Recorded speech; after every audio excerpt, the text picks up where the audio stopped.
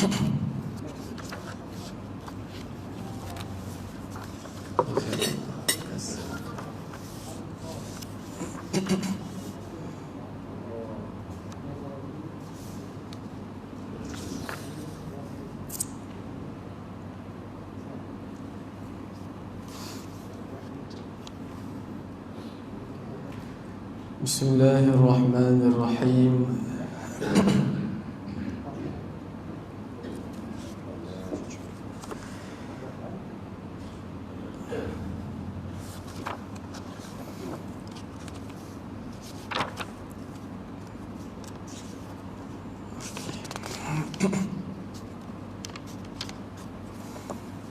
Bismillahirrahmanirrahim.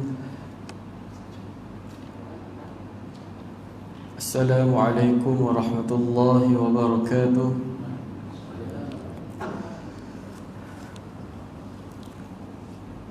Bismillahirrahmanirrahim. Nahmaduhu wa nasta'inuhu wa nastaghfiruh wa na'udzu billahi min shururi anfusina wa min sayyiati a'malina. Man yahdihillahu fala mudilla lahu wa man yudlilhu fala hadiya lahu. أشهد أن لا إله إلا الله وأشهد أن محمدا عبده ورسوله. اللهم صل وسلم على سيدنا محمد وعلى آله وصحبه وبارك وسلم. رب اشرح لي صدري ويسر لي أمري واحلل عقدة من لساني يفقه قولي. ربنا زدنا علما warzuqna fahma wa sallallahu wa sallam alaihi walhamdulillahi rabbil alamin. Yang saya hormati barisan imam, barisan Bilal, barisan Siak Surau, ahli jawatan kuasa tinggi, ahli jawatan kuasa kecil surau, seterusnya muslimin, muslimat yang tak mampu saya sebutkan satu persatu nama hadirin sekalian. Namun tidak mengurangkan rasa hormat saya, rasa kasih saya kepada anda semua. Muslimin, muslimat yang dirahmati Allah, suka untuk saya ingatkan yang mana masih belum berniat i'tikaf di masjid ini agar berbuat demikian. Moga duduknya kita saat ini Allah limpahkan rahmat, ketenangan, keampunan, diperkenankan dosa-dosa kita, diperkenankan doa-doa kita. Moga duduk yang kita saat ini, malaikat terus menerus mendoakan kita dengan 3 doa. Ya Allah, ampunilah dia. Ya Allah, rahmatilah dia. Ya Allah, terimalah taubatnya. Jadi kita sekarang insya-Allah menerima doa malaikat tersebut, 3 doa tersebut kepada kita. Sampai bila? Sampai kita melakukan salah satu dari 2 perkara. Yang pertama, kita berhadas batal air semayang, ataupun yang kedua ialah kita menyakiti orang lain. Jadi tuan-puan muslimin, muslimat yang dirahmati Allah Subhanahu wa taala. Baik, insya-Allah malam ni kita akan berbincang, kita akan lihat beberapa adab-adab ketika mana kita nak menjenguk, nak menziarahi orang yang sakit. Pada perbincangan kita yang lalu, kita berkongsi, kita bincang berkaitan dengan adab ziarah, menziarahi secara umum, orang sihat kan, orang sakit ke dan lain-lain. Tapi malam ni kita fokus, kita khususkan kepada orang yang sakit. Jadi orang sakit ini mesti dia ada beberapa adab tambahan, beberapa amalan ataupun perkara tambahan yang kita kena perhatikan. Moga amalan yang kita lakukan ialah ziarah orang sakit itu Allah berkati dan jadikan pahala yang bernilai insya-Allah. Tuan-tuan muslimin muslimat yang dirahmati Allah, Allah Subhanahu wa taala berfirman dalam surah Al-Anbiya ayat yang ke-35. Surah Al-Anbiya ayat yang ke-35. A'udzu billahi minasyaitonir rajim. Kullu nafsin dha'iqatul maut wa nabluukum bisyarri wal khairi fitnah wa ilayna turja'un. Sadaqallahul azim. mafhum ayat ini, kefahaman ayat ini, surah Al-Anbiya ayat 35, kullu nafsin dha'iqah, setiap yang bernyawa kan, asal sesuatu itu ada nyawa, dia ada roh, dia ada nyawa. Dha'iqah, dia mesti akan rasa al-maut, mesti dia akan rasa kematian. Haiwan kan, apa-apa sahajanya bernyawa. Sedangkan kita benda apa, alat-alat itu pun ada tempoh expire dia, ada tempoh dia nak mati dia kan. Apatah lagi kita yang Allah cipta ini, Allah sendiri janji kullu, setiap, kecil-kecil ke makhluk Allah, sebesar-besar ke, semuanya akan dha'iqah, merasai mati.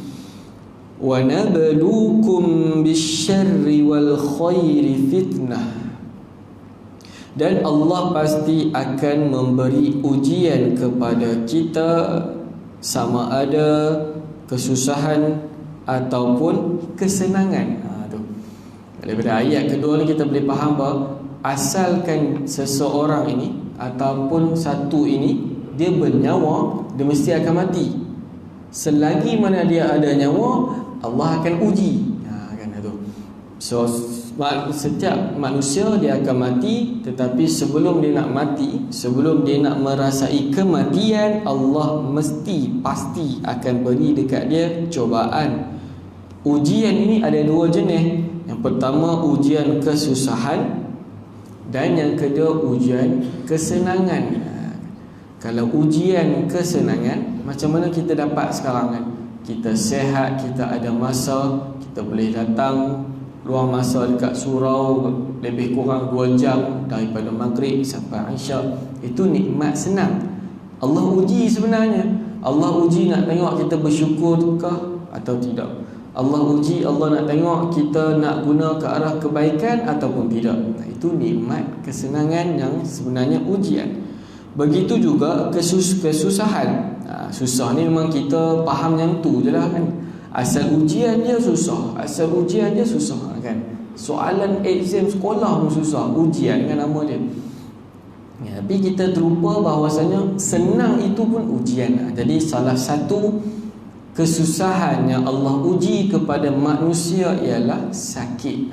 Salah satu kesusahan yang Allah uji kepada manusia adalah sakit. Saya yakin yang duduk kat surau ni, saya sendiri ke tuan-puan kan, mesti ada sikit lah benda yang kita diuji sakit kan. Lenguh kaki pun sakit, itu pun sakit. Jadi semua kesakitan tu Allah uji sebab kita masih ada nafs, ada nyawa sebelum kita sampai mati.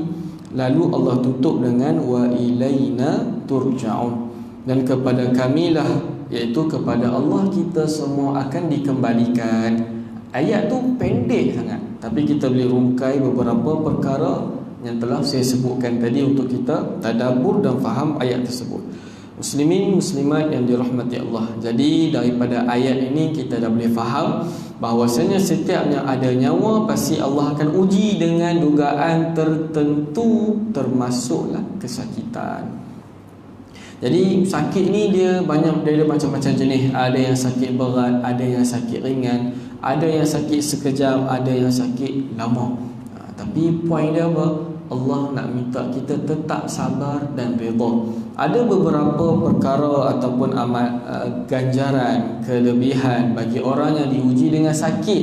Dia akan dapat beberapa fadilat, kelebihan, dengan syarat apa? Dia sabar dan redha atas musibah tersebut.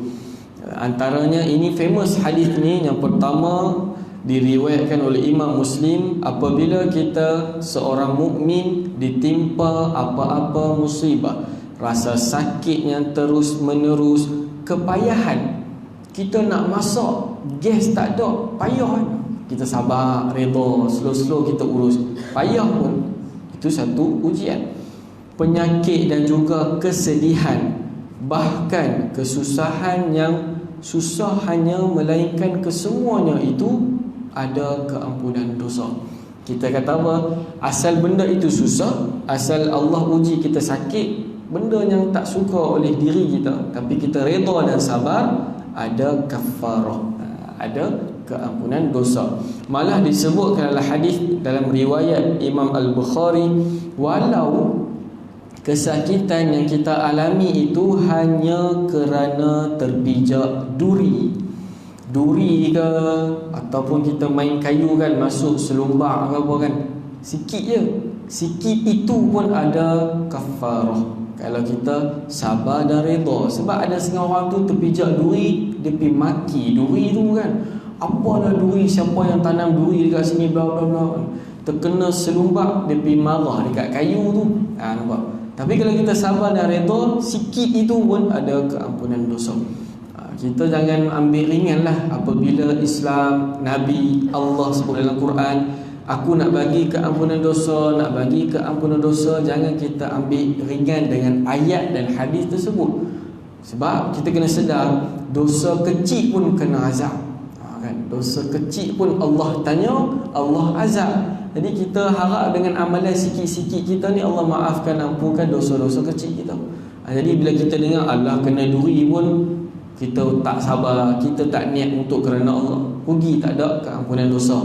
Padahal pada keadaan waktu itu ada keampunan dosa buat kita. Yang ketiga, Allah sebut dalam Al-Quran bahawasanya andai kita diuji dengan apa-apa kesusahan, kesakitan, dan kita bersabar. Sabar. Saya duduk depan ni cakap senang lah sabar kan. Kita bila betul-betul diuji tu, ada kala kita lupa benda ni.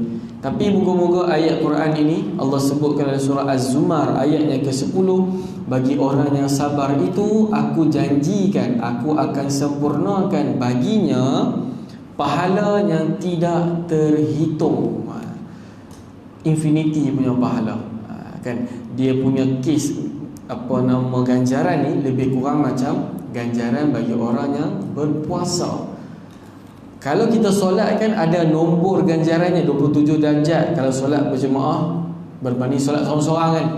Pahala pun ada 700 kali ganda. Maksudnya ada nombor Nabi janjikan berapa nilai dia. Tapi bagi orang yang sabar tidak terhitung. Tiada nombor yang nak tulis berapa nilai dia. Maksud dia sangat banyak. Maksud dia bila kita sabar, Allah akan bagi hadiah surprise dekat akhirat nanti. Itu makna dia. Begitu juga amalan puasa. Allah kata aku takkan bagi tahu pahala puasa kepada setiap hamba aku. Tunggu surprise dekat sana nanti. Sebab tu kita dianjurkan buat amalan-amalan yang terselindung nilai pahala dia. Sebab itu boleh dikira hadiah surprise Allah bagi dekat kita. Begitu juga kita sabar. Lalu kita redha apabila Allah uji kita kerana apa? Kalau kita lihat dalam beberapa hadis, apabila kita redha dan sabar atas kesakitan, kesusahan yang kita alami, Allah redha dan cinta kepada kita. Tetapi kalau kita hina, kita maki, kita tak redha, kita marah dengan ujian kesakitan yang kita alami, Allah murka dekat kita. Itu dalam hadis sahih. Jadi tuan-tuan muslimin muslimat yang dirahmati Allah, sebelum kita masuk sikit berkaitan adab sebelum kita nak pergi ziarah ni, yang pertamanya, kita kalau sakit ni apa yang kita kena buat? Bila kita sakit, apa perkara yang Islam susun supaya kita ingat dan lakukan? Yang pertama, sabar dan redha telah saya sebutkan. Yang kedua, jangan salahkan sesiapa. Allah yang ujikan. Jangan salahkan siapa-siapa. Walaupun dari sudut saintifiknya ini salah-salah, kesemuanya kembali pada keizinan Allah. Allah kata jadi. Yang ketiga, jangan kita caci maki penyakit. Seperti yang disebut dalam hadis sahih, Nabi tak bagi kita marah maki pada sakit demam. Kan demam, maki demam tu, marah demam tu. Kenapa demam hari ni pula padahal nak pergi cari tender contohnya kan? Tak mahu, Nabi tak bagi dan Islam tak bagi. Yang keempat, segera muhasabah diri bila kita diuji sakit dan perbanyakkan istighfar. Kerana dalam Quran disebut dalam beberapa ayat, boleh jadi Allah uji kita itu disebabkan dosa-dosa lampau kita yang belum kita bertaubat, yang belum kita minta ampun, yang belum kita luah dekat orang untuk dimaafkan atau dihalalkan. Yang kelima, sangka baik pada Allah. Ini standard punya amalan. tetap sangka baik pada Allah. Doktor kata dia lebih kurang sebulan dia hidup, sangka baik pada Allah, teruskan hidup, banyakkan amal soleh semampunya. Yang keenam, jangan percaya benda khurafat. Ni kita kadang nak buat. Orang hantar lah gitu gini. Tuan-puan, benda ghaib ni kita tak tahu. Benda roh ni kita tak tahu. Nabi pun tak tahu. Allah sebut dalam Quran, aku saja tahu Allah. Kita pergi jumpa ustaz ni, dia kata, makcik nak tak saya beritahu makcik siapa yang hantar dekat makcik? Kan. Orang macam ni kita tinggalkan. Dalam perubatan Islam, orang yang perubat macam ni kita tinggalkan. Asal disentuh benda ghaib, Islam ajar tinggalkan dia. Kerana apa? Dia takut dia berselindung dengan ayat-ayat Quran sahaja, sedangkan dia berdamping dengan benda lain. Ingat tuan-puan, benda ghaib Allah saja tahu. Jadi apa-apa yang Allah uji kita sakit, jangan percaya benda khurafat, jangan percaya benda tahyul, jangan dia pakai azimat pula kan. Dia bertangkal kan, dia pakai tak mau. Itu bukan Islam punya panduan. Dan yang terakhir, perbanyakkan berdoa. Kerana apa tuan-puan? Disebutkan dalam surah An-Naml ayat 62, Allah bersedia memustajabkan doa hamba-hambanya yang dalam kesusahan. Makna kata orang yang sakit sebenarnya dia, Allah bersedia perkenankan doanya. Jadi salah satu manusia yang Allah perkenankan doanya selain mak ayah kita ialah orang yang sakit. Sebab tu antara adab yang kita nak sebut nanti ialah bila ziarah orang sakit, minta dia doa dekat kita. Doa kat saya lah apa semua. Nanti kita akan tengok secara ringkas insya-Allah. Baik tuan-puan, muslimin muslimat yang dirahmati Allah, itu sebagai pendahuluan nak bagi tahu supaya kita nampak bagaimana sakit ini memanglah sakit, tapi di belakangnya ada insya-Allah pahala yang tidak terhitung, yang mana Allah akan mencintai kita andai kita redha dan sabar. Baik. Perkara pertama sebelum kita masuk, kita kena tahu hukum dia dulu. Hukum kita ziarah orang sakit. Yang pertamanya disebutkan adalah hadis Imam Muslim. Hadis ini menceritakan tentang hak Muslim sesama Muslim. Saya Muslim, tuan-puan Muslim, saya ada kewajipan kena buat kepada tuan-puan, tuan-puan ada kewajipan kena buat dekat saya. Itu yang Nabi sebut dalam hadis. Ada 2-3 hadis. Ada yang mengatakan hak Muslim sesama Muslim, ada yang riwayat kata 5, 6, 7. Tapi salah satunya ialah wa idza marida fa'udhu, atau riwayat yang lain wa iyadatul marid. Maknanya apa? Antara hak kita dengan Muslim yang lain ialah bila dengar orang tu sakit, Islam suruh kita pergi ziarah dia. Islam suruh kita pergi melawat dia, kunjung tengok keadaan, tanya khabar dia. Jadi jumhur ulama mengatakan sunat muakkad. Hukumnya sunat muakkad. Walaupun ada sebahagian kata kalau mak ayah sakit tu wajiblah pergi tengok. Tapi majoriti secara umum sunat muakkad dan fardu kifayah. Jadi orang surau kita AJK dengar ada Korea, ada salah seorang Korea kita sakit, ambil peluang ni buat hak Muslim sesama Muslim, pergi ziarah, tengok apa yang patut yang kita boleh bantu. Jadi itu hukum dia.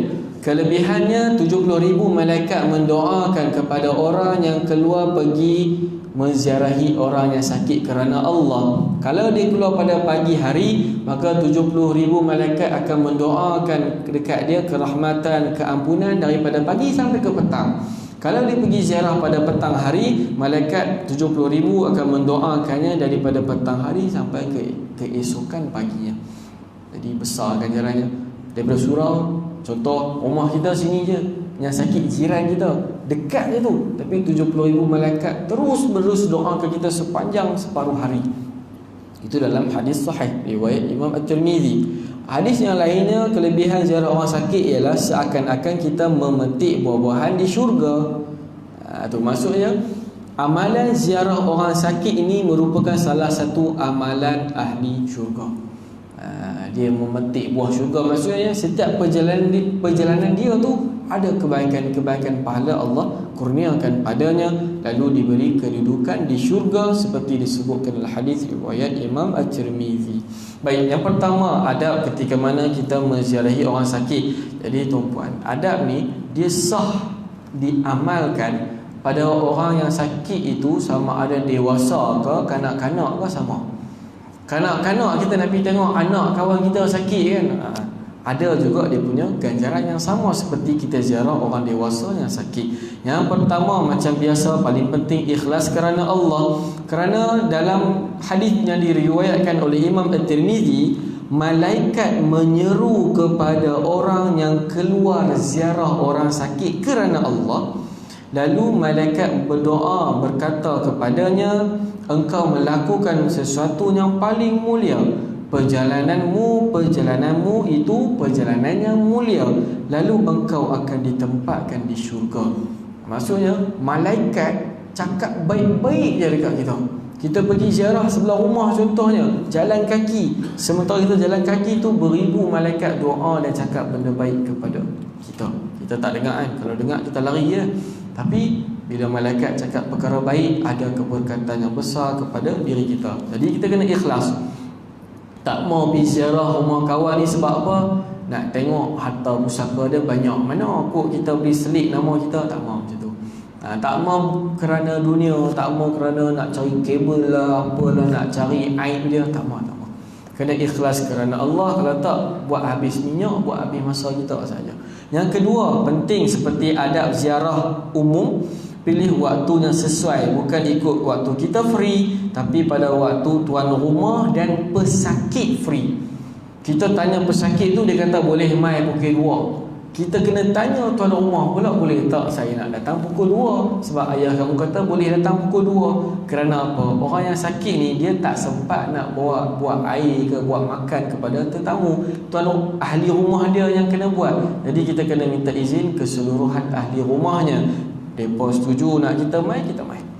Itu penting. Dan sunnah lainnya bawa buah tangan dan lain-lain. Yang ketiga, jangan lama-lama. Orang yang sakit ni, walaupun dia seronok dengan tetamu yang datang ziarah dia, adakala dia letih nak layan. Kita jangan sampai pesakit tu buat muka teruk baru kita nak balik, tak mahu. Memang kita kena niat nak ziarah sat saja. Kalau dia suruh kita duduk lama, kita duduk lama. Kalau tak, jangan. Itu bukan anjuran agama. Malah Nabi pun tak bagi kita ziarah lama-lama orang sakit. Ini memang ada dalam hadis. Yang keempat, memelihara pandangan. Kerana apa? Orang yang sakit ni adakala dia tak sedar, kadang-kadang terselak sikit ke kain dia, aurat dia. Maka kita ada kewajipan menjaga pandangan.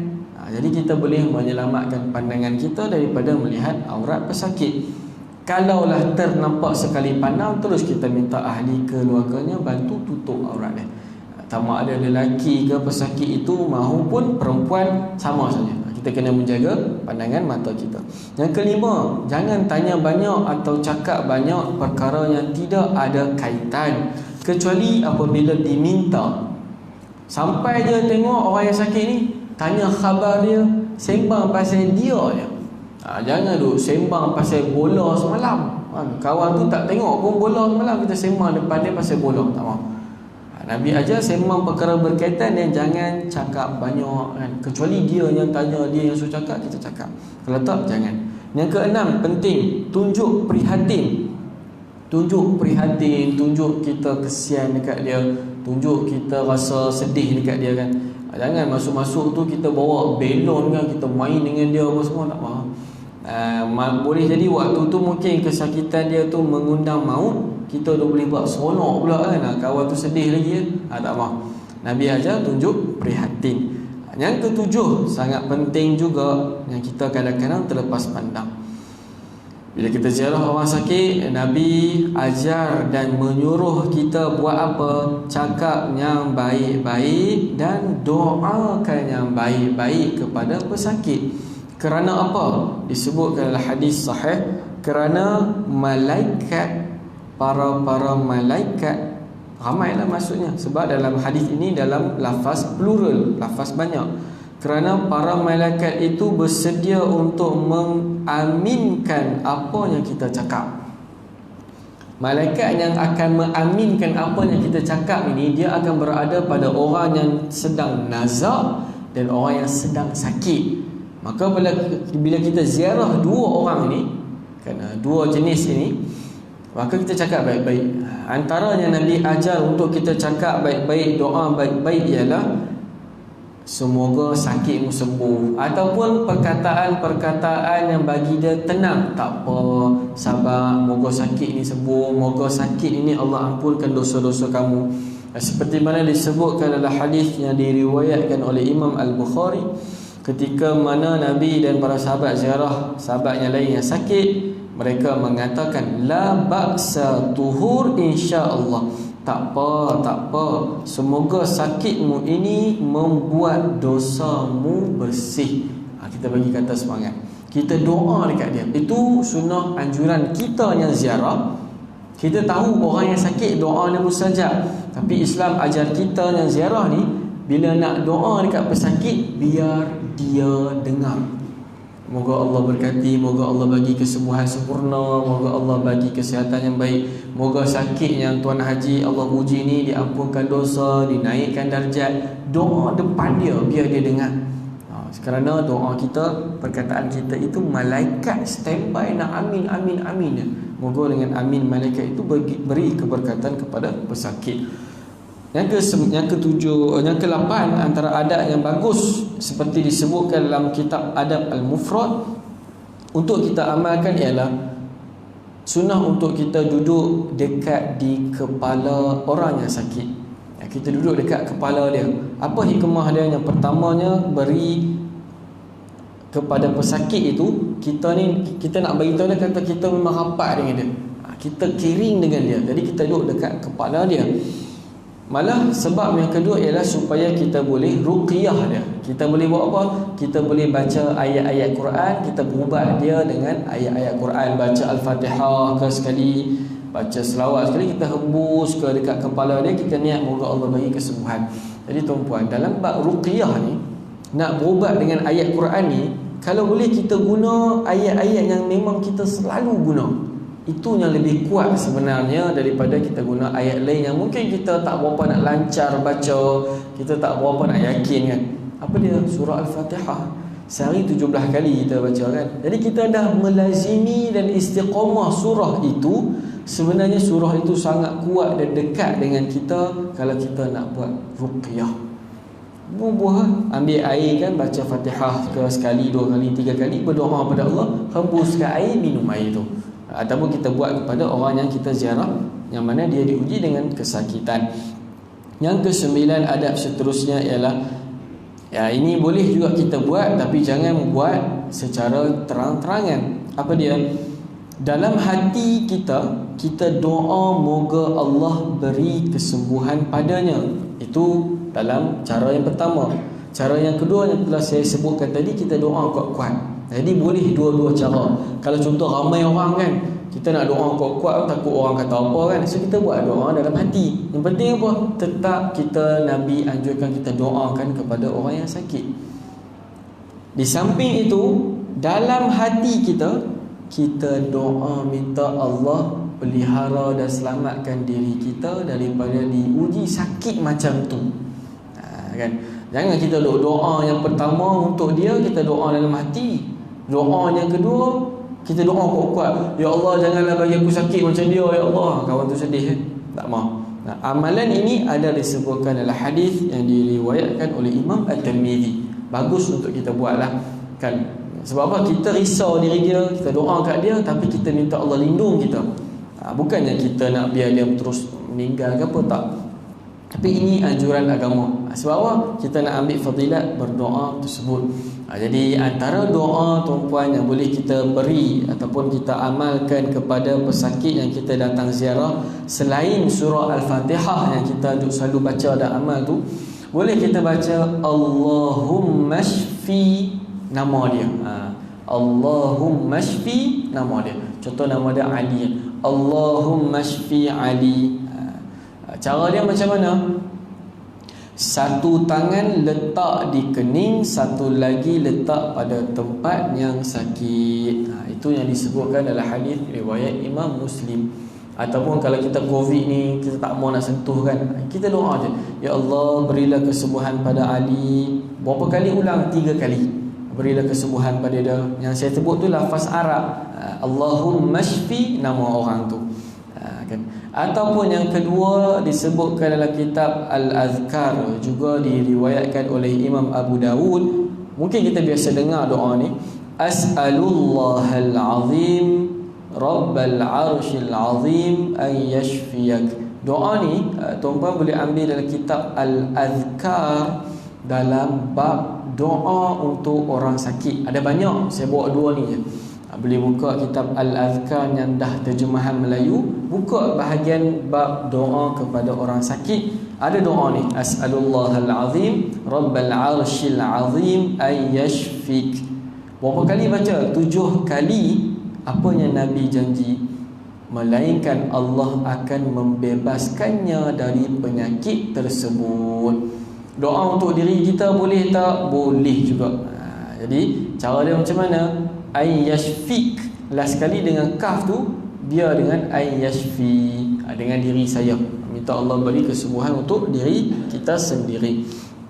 Itu yang kita kena buat. Sebagai doa kita beri kekuatan kepada orang yang kita ziarah. Baik, itu doa lah. Kita sambung sikit lagi beberapa adab berkaitan dengan kita nak ziarah orang yang sakit ni. Yang seterusnya, boleh ke tidak kita nak menangis di tempat orang yang sakit? Sebenarnya ada perbahasan ulama, antaranya harus hukumnya kita menangis apabila kita ziarah orang yang sakit, tapi dengan syarat jangan over sampai meratap-ratapkan, koyak-koyak baju, tumbuk-tumbuk dinding kan, tarik-tarik rambut. Itu haram hukum dia. Menangis sikit-sikit tak apa kan, menangis sikit keluar air mata kan, mata merah, kita lap sikit-sikit tu tak apa. Tapi kalau itu kan tak dianjurkan lah, sebab kalau kita menangis, biasanya orang yang sakit tu pun menangis. Jadi lemahlah semangat dia. Tapi kalau kita tak mampu, boleh menangis, harus hukumnya, cuma jangan terlampau over kerana hukum dia menjadi haram. Yang seterusnya penting untuk kita lakukan ialah bertanya kepada pesakit dan ahli keluarganya, kod-kod ada apa-apa perkara yang dia nak atau perlu. Contoh, jika masjid pergilah ziarah salah satu Korea yang sakit, tanya dia, tanya keluarga dia, keperluan rumah cukup tak, beras cukup tak, apa semua cukup tak, nak kerusi roda ke tak, ke apa. Contoh dia kata nak, sebab apa? Nak kena pergi dialisis ke, nak kena pergi rawatan ke apa kan. Kita boleh buat wakaf kerusi roda. Kita pergi umrah, kalau dia buat wakaf kerusi roda Masjidil Haram kan, main dekat sini kita tak mau buat. Buat satu, kita letak dekat masjid, mana jemaah sakit kita bawa pergi, bagi dia pinjam kan. Habis tu dah dia sihat ke apa, meninggal ke apa, bagi balik. Untuk orang lain pula kita wakaf. Benda tu boleh pahala tak? Boleh pahala. Apa pahala paling besar dia? Memudahkan urusan dunia orang lain. Apa yang disebutkan dalam hadis, bila kita mudahkan urusan dunia orang lain, Allah mudahkan urusan kita dunia dan akhirat. Jadi kita bagi laluan azan sekejap bagi meraihkan fadilah azan. Kita sambung sikit lagi insya-Allah.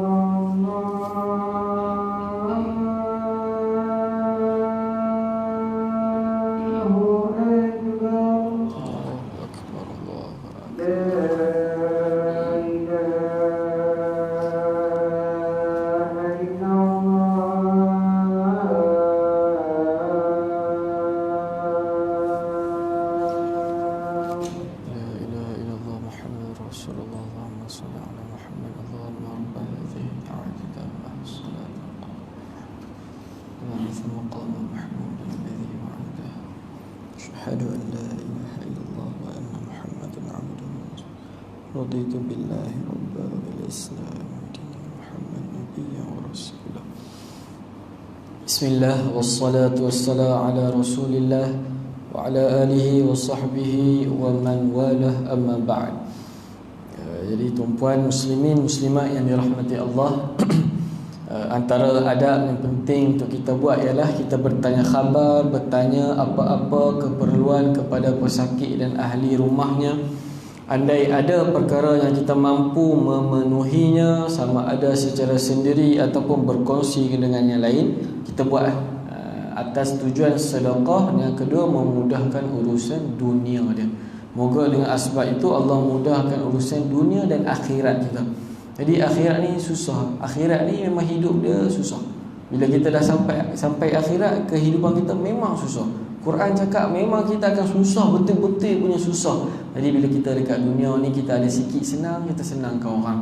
Moga dengan asbab itu Allah mudah dan senangkan urusan kita di mahsyar, di akhirat nanti. Amin ya rabbal alamin. Yang keseterusnya, jangan menakut-nakutkan pesakit. Ini jenis mulut ni keluar kan. Kawan tu sakit kan, contohlah kanser kan. Dia zera, semang. Minggu lepas sepupu saya sakit macam Tuan Haji je, meninggal tau. Meninggal, dia kata kawan tu kata minggu lepas dia tu meninggal. Kawan ni bersedih. Tak mahu macam tu. Jangan takutkan pesakit. Walaupun kita tahu doktor kata hidup dia beberapa bulan contohnya, jangan bagi tahu, jangan cakap, jangan duk sembang depan dia. Dia tahu, tapi dia tak mahu orang lain pun duk cakap-cakap. Kita duk pergi buat sampel cakap macam tu, kecil hati dia, sedih dia, tak mahu. Kita cakap benda yang happy, benda yang seronok, janjikan benda yang baik-baik, bagi dia ketenangan, tanya khabar dan lain-lain. Itu yang dianjurkan dalam agama. Yang keseterusnya, kita tanya dia. Tanya dia apa? Ini penting. Tanya macam mana ibadat dia. Puasa okey ke? Contoh kan. Semayang macam mana? Okey ke semayang dengan kaki macam ni? Tanya dia. Sebab apa? Adakala orang yang sakit ni dilupa cara solat orang sakit. Jadi kita yang bila kita tanya ni, contoh kita Tok Imam ke apa, kita pergi dengan Tok Imam ke dengan ustaz ke, boleh ilmu dekat dia. Saya tak boleh ni nak ambil wuduk kan, tangan macam ni ke apa kan. Tengok, kita baru tahu punya dah seminggu dia sakit, dia tak solat contoh. Sebab benda tu. Tapi sebab kita tanya, kita boleh bagi ilmu, dia boleh solat, boleh pahala jariah dekat kita. Penting tu. Kalau boleh kita jadi orang yang awal lah, supaya kita boleh tumpang jaga ibadat orang lain. Puasa dia, kita cerita sikit-sikit. Tak tahu kita tanya orang, dia kita buat kepala tahu. Jangan. Sebab itu ilmu penting. Kerana orang sakit ni dia belajar datang surau, tapi bila main dia sakit dia lupa kan. Dia jadi hidup fikir sakit kan, dia risau. Kita lah yang kena datang bantu, bimbing dan guide dia. Dan yang terakhir, perkara ini para sahabat pada zaman Nabi buat. Saya kira bagus jugalah untuk kita perhatikan. Apa yang mereka lakukan? Mereka akan membantu menjamu makanan ahli keluarga yang ada orang sakit dalam rumah tu. Jiran kita sakit kan, jiran kita sakit tu apa? Jiran kita tu ialah ayah kepada satu family ni kan. Jadi kita buat apa? Kita ada rezeki lebih, kita masak lebih, kita bagi kat jiran sebelah. Sebab apa? Adakala orang yang ahli keluarganya diuji sakit ni, kadang-kadang dia punya hidup tak terurus, kadang-kadang tak sempat nak beli makan, tak sempat nak masak. Jadi para sahabat pada zaman Nabi, mereka akan setiap hari bagi makanan kepada rumah orang yang sakit ni. Sampai bila? Sampai orang yang sakit ni dah sihat ataupun meninggal. Lepas tu stop. 10 tahun lah dia jamu makan. Itu amalan sahabat Nabi. Kita nak challenge tu memang mencabar lah kan. Kita masak lebih, kita masak lebih, kita bagi. Ini amalan yang sangat baiklah untuk kita lakukan kepada orang yang diuji dengan sakit. Dan yang terakhir, beberapa hukum yang kita kena perhatikan. Yang pertama, apa hukum kita ziarah orang sakit yang berlainan jantina? Kita lelaki nak ziarah orang sakit itu perempuan. Ada beberapa syarat. Bila memenuhi syarat ini, harus kita pergi ziarah orang tu kan. Saya sakit tapi perempuan nak ziarah saya. Begitulah seterusnya. Kita nak ziarah orang yang sakit tu ialah orang perempuan. Syarat dia yang pertama, aman daripada fitnah. Kalau dia pergi ziarah juga seorang perempuan ni, sehingga boleh menyebabkan orang akan kata dia ni ada skandal dengan janda tu, contoh, tak boleh kita pergi. Ataupun, dan yang kedua, orang perempuan yang kita nak ziarah tu, kita kena pastikan dia jaga aurat kan, dia pelihara aurat dia. Kalau kita nampak dia ni jenis tak jaga aurat, haram kita pergi. Yang ketiga, tidak terjadi khalwat. Khalwat ni apa? Khalwat ni berdua-duaan dengan dia. Kan kita kena hospital lah, rumah sekalipun kan, kita nak datang tu kalau boleh kita bawa teman. Kalau kita dah tak ada teman, kita kena pastikan ahli rumahnya ada teman kita dengan ketika kita ziarah pesakit perempuan tersebut.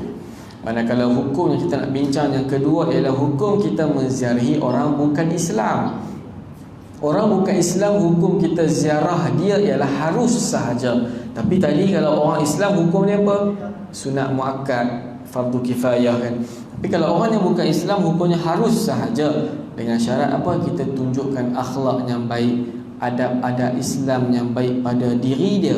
Moga-moga boleh jadi waktu dia nazak tu, dia nak masuk Islam, itu peluang kita. Tetapi wajib ke tidak? Tidak kan.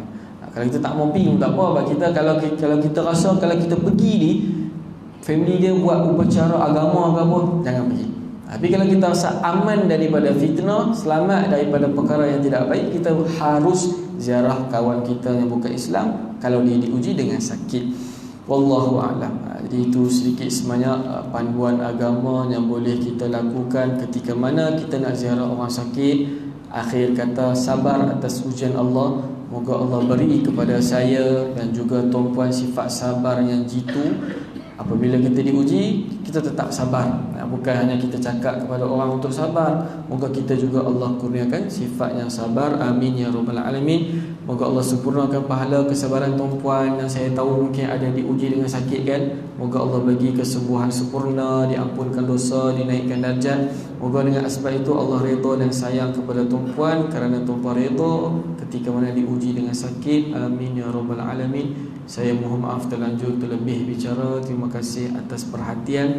Kita tutup majlis ilmu kita dengan tasbih kafarah. Subhanakallahumma wa bihamdik, asyhadu an la ilaha illa ant, astaghfiruka wa atubu ilaik. Assalamualaikum warahmatullahi wabarakatuh.